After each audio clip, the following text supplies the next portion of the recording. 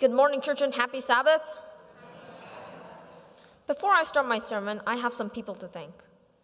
First, I want to thank Miss Leonard for helping us practice every time we meet. Next, I want to thank my parents for practicing whenever they are available. Third, I want to thank Miss Brooke for helping us practice on Tuesdays and Thursdays at school. Lastly, I want to thank God for helping us learn much about John. I'm glad that we studied hard in PBE to advance from our previous PBE. The experience has been wonderful because the memories of John would be in my mind forever. We studied hard to try to reach Florida, and we did. I still remember the moment of celebration when they announced that we got first place. The verse for my sermon is going to be coming from John chapter 20, verse 29. I say again, John chapter 20, verse 29. And it says, Jesus said to him, Thomas, because you have seen me, you have believed. Blessed are those who have not seen and yet have believed. I like this verse because some people who do not believe when something cool happens if they never seen it.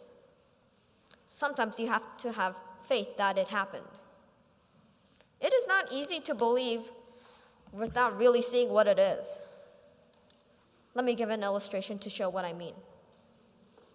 Now, my family had that situation as Thomas did. A few years ago, I had guppies as pets. During dinner time, I was excited looking at my guppies in the tank. Then I couldn't believe my eyes. A small fry, it's what you call baby guppies, and it's really tiny. It was swimming at the bottom of the tank. I talked to my family what I saw. My mom said that she looked at the rocks and saw nothing. They didn't believe it. My dad showed the flashlight on the bottom of the tank, and for a moment, we looked. Then we saw not only one, but two baby fish hiding behind the plant. Then my parents believed. See? It is not easy to believe something without really seeing it. There's some lessons you can learn from this.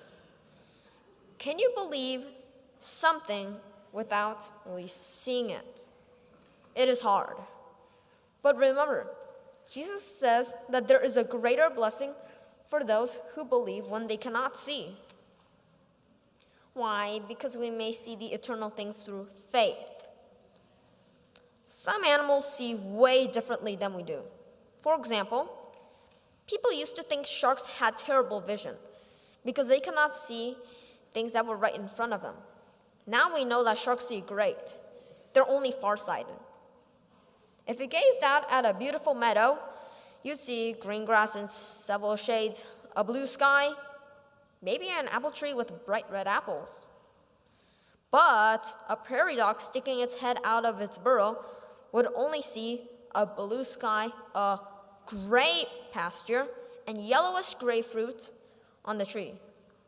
They have a form of color blindness. But remember, God could see everything. God sees all and knows all. The more we could see the world as God sees it, we may be able to see things through faith. And where their faith is, we can get to know God more and deeper.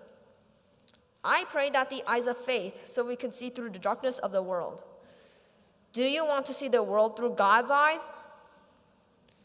God bless you and happy Sabbath.